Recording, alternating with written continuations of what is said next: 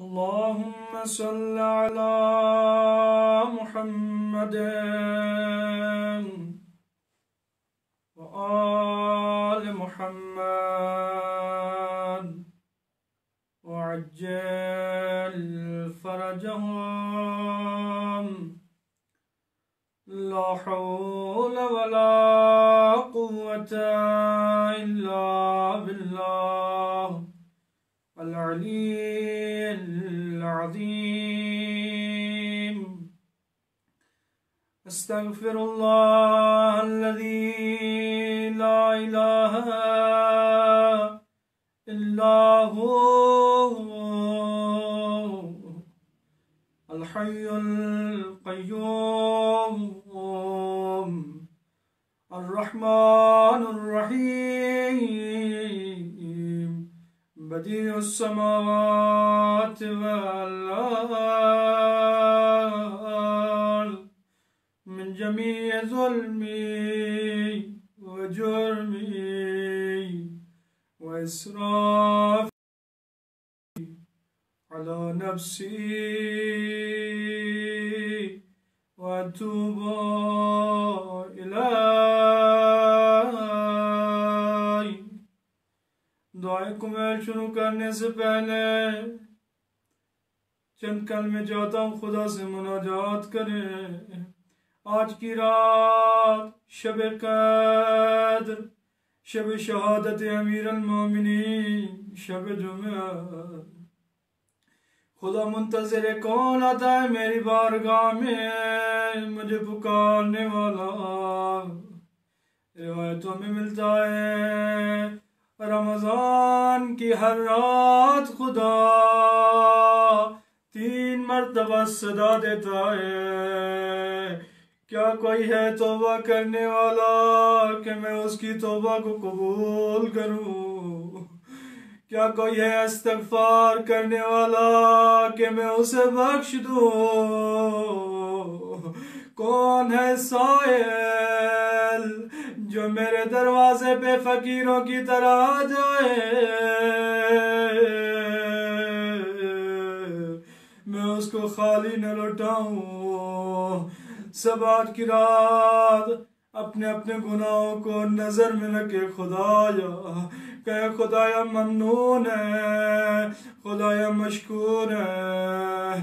آج کی رات اپنے پیاروں بندوں کی محفل میں مجھے آنے کی دعوت دی، خدایا ممنون ہے.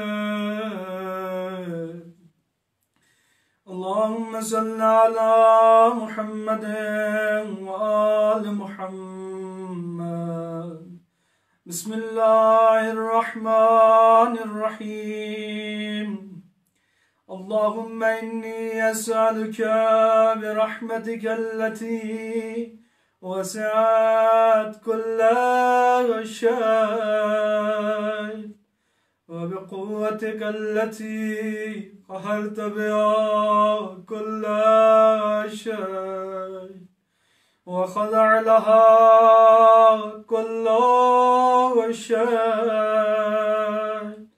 وذل لها كل شيء وبجبروتك التي غلبت بها كل شيء وبعزتك التي لا يقوم لها شيء وبعظمتك التي ملأت كل شيء وبسلطانك الذي على كل شيء وبوجهك الباقي بعد فناء كل شيء وبأسمائك التي ملأت أركان كل شيء وبعلمك الذي أحاط بكل شيء وبنور وجهك الذي أضاء له كل شيء. يا نور يا قدوس، يا نور يا قدوس، يا أول الأولين ويا آخر الآخرين. اللهم اغفر لي الذنوب التي تحت كل حساب. اللهم اغفر لي الذنوب التي تنزل النقاب. اللهم اغفر لي الذنوب التي تغير النعم مقدار. मेरे अल्लाह मेरे मालिक मेरे वो गुनाह बख्श दे जो नेमतों को तब्दील कर देते। اللهم اغفر لي الذنوب التي تحبس الدعاء. اللهم اغفر لي الذنوب التي تنزل البلاء. اللهم اغفر لي كل ذنب أذنبته وكل خطيئة أخطأتها. اللهم إني أتقرب إليك بذكرك وأستشفع بك إلى نفسك وأسألك بجودك أن تدنيني من قربك وأن توزعني شكرك وأن تلهمني ذكرك.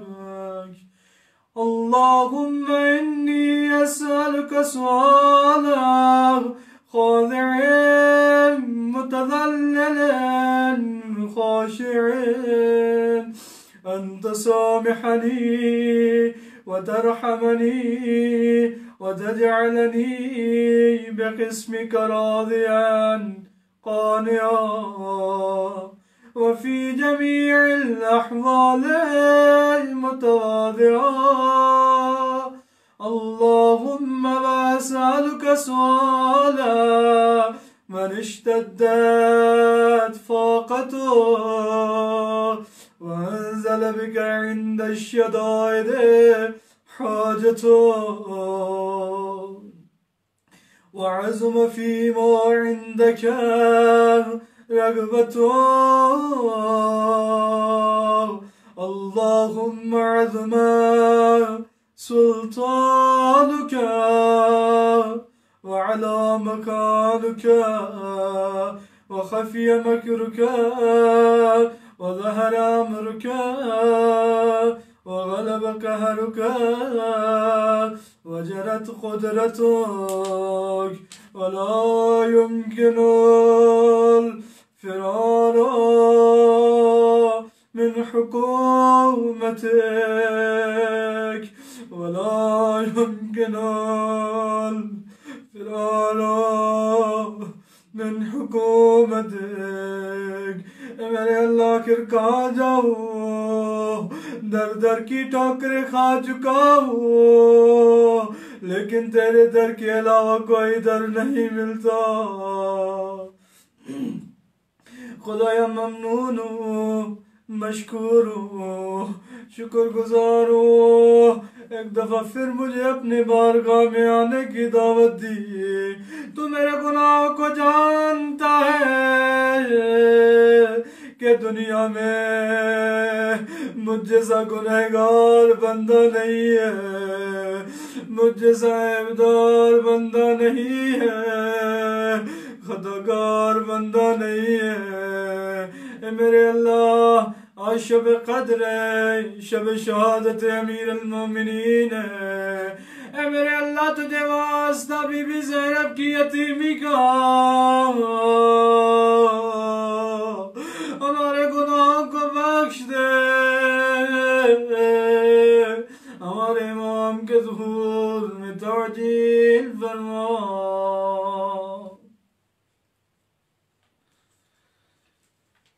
وأنت تعلم ضعفي عن قليل من بلاء الدنيا وعقوباتها وما يجري فيها من المكاره على أهلها، على أن ذلك بلاء ومكروه قليل مكثه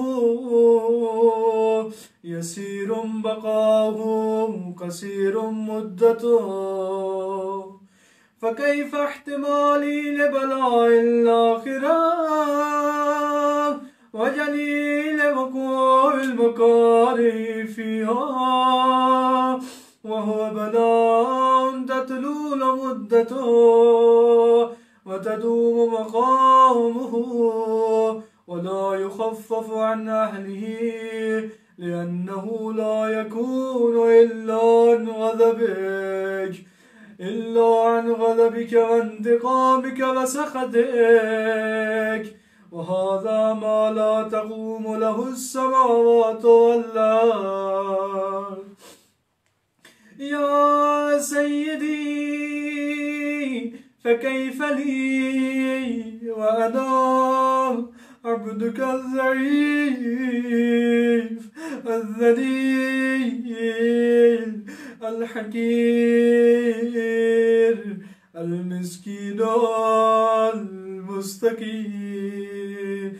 يا إلهي وربي وسيدي ومولاي، لأي الأمور إليك أشكو، ولما من هذا الجواب بكي، لعليم العذاب وشدته أم لطول البلاء ومدته، فلئن صيرتني للعقوبات مع أعدائك وجمعت بيني وبين أهل بلائك وفرقت بيني وبين أحبائك وأوليائك، فهبني يا إلهي وسيدي ومولاي وربي صبرت على عذابك، فكيف أصبر على فراقك؟ तेरे अज़ाब पे अगर मैं सब्र भी कर लूँ, लेकिन तेरी फिराक और जुदाई पे कैसे सब्र करूँ खुदाया। वहबनी सब्रत अला हर्र नारिक, फकैफ अस्बिर अन النظر إلى كرامتك، أم كيف أسكن في النار ورجائي عفوك، فبعزتك يا سيدي ومولاي أقسم صادقا لئن تركتني ناطقا لأزجن إليك بين أهل هذا الجيل عاملين، ولأصرخن إليك صراخ المستصرخين، أن عليك بكاء الفاقدين، ولأنادين أين كنت يا ولي المؤمنين، يا غاية آمال العارفين، يا غاية آمال العارفين، يا غياث المستغيثين، يا غياث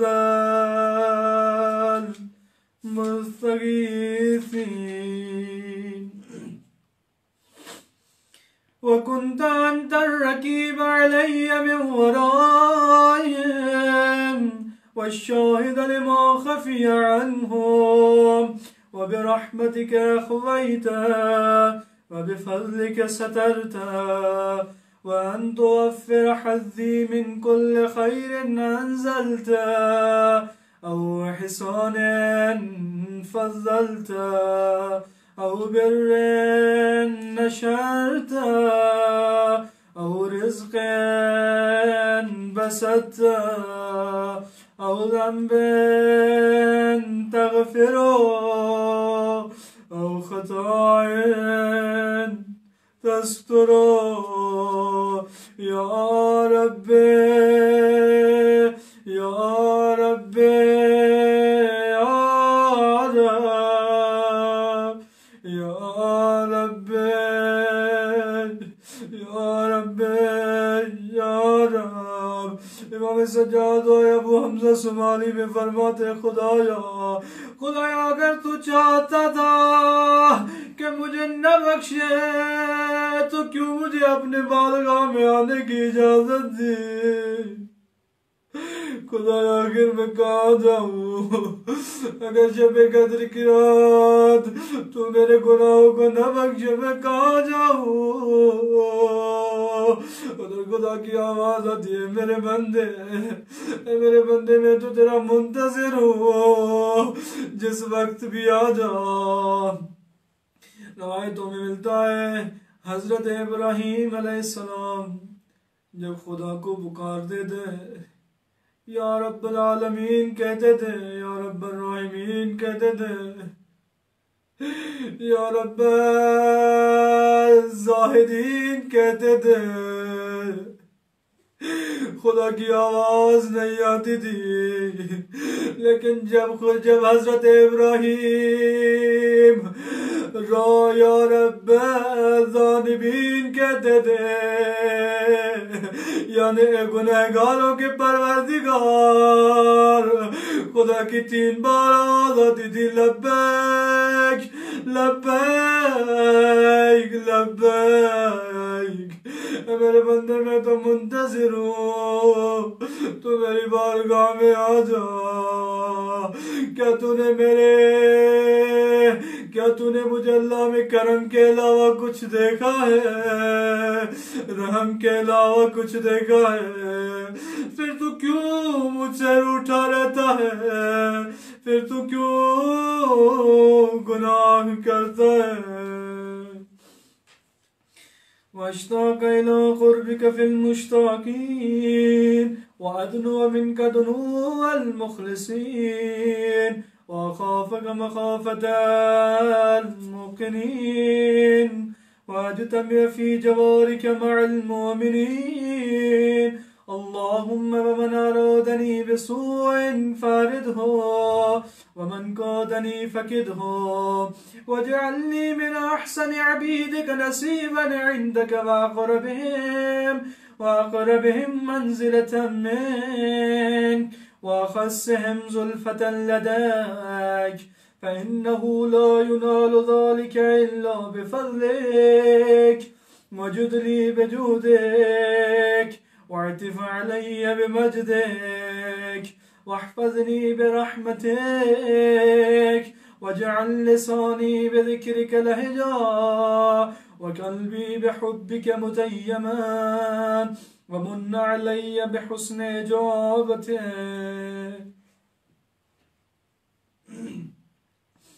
وأقلني يثرتي واغفر زلتي فإنك قضيت على عبادك بعبادتك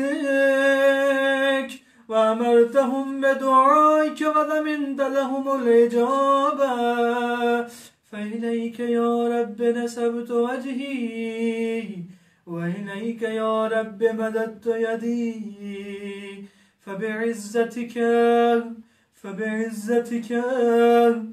فبعزتك استجب لي دعائي وبلغني منايا ولا تقطع من فضلك رجائي واكفني شر الجن والإنس من أعدائي يا سريع رضا يا سريع رضا يا سريع رضا يا سريع شب شہادت امیر المومنین ہے، ایک جملہ مصائب کا پڑھوں اور دعا کو تمام کروں۔ 19ویں رمضان کی رات، سب علی سے کہہ رہے ہیں، زینب، کلثوم، حسن حسین سب کہہ رہے ہیں بابا پہلے سے ہمیں امی کا دکھ نہیں بھولا، پہلے سے ماں کے زخمی کا پہلو ہم نے دکھ نہیں بھولا بابا، اب نہ جائے آج مسجد، سب کہہ رہے ہیں نہ جائے نہ جائے، لیکن علی مولا گئے۔ مختصر کروں، جب علی مولا کو ضربت لگی سجدے کی حالت میں، امام حسن حسین کو پتا چلا، جب امام حسن آئے اور دیکھا کہ بابا کا سر شکافتہ ہو گیا ہے، سر کے اوپر آ کے گریا کرنے لگے، رونے لگے، امام حسن کے آنسو علی مولا کے رخساروں میں بڑے۔ علی مولا نے آنکھیں کھولی اور دیکھا، رو کے کہا بیٹا حسن آپ کیوں رو رہے ہیں؟ میں کہتا ہوں مولا قربان جاؤ آپ کی عظمتوں پر، مولا جب آپ کی شہادت ہوئی، جب آپ کو ضرب لگی، آپ کے سامنے آپ کے بیٹے موجود تھے، آپ کو قالین میں لے کے گئے گھر، آپ کو پتہ نہیں کہاں کہاں سے دودھ لینے کے لیے، کہاں کہاں سے آپ کی شفا یابی کے لیے یتیم دودھ لے کے آئے، لیکن مولا ایک دفعہ آئے کربلا، آپ کا ہی بیٹا حسین مظلوم، مولا آپ پہ قربان جاؤ، ضربیں چلتی رہی، بہن اور بیٹیاں دیکھتی رہی، خدایا خدایا خدایا بحق شہادت امیر المومنین امام زمانہ کے ظہور میں تعجیل فرما، ہمارے گناہوں کو بخش دے، ہماری دعاؤں مستجاب فرما، اغفر لمن لا يملك إلا الدعاء فإنك فعال لما تشاء، يا من اسمه دواء وذكره شفاء وطاعته غنى، ارحم الرأس ماله الرجاء وسلاحه البكاء، يا سابغ النعم يا دافع النقام، يا نور المستوحشين في الظلام، يا عالم الله يعلمه، صلى على محمد وآل محمد وفعل بما أنت أهله، وصلى الله على محمد وصلى الله على رسوله والأئمة الميامين من آله وسلم تسليما كثيرا، اللهم صل على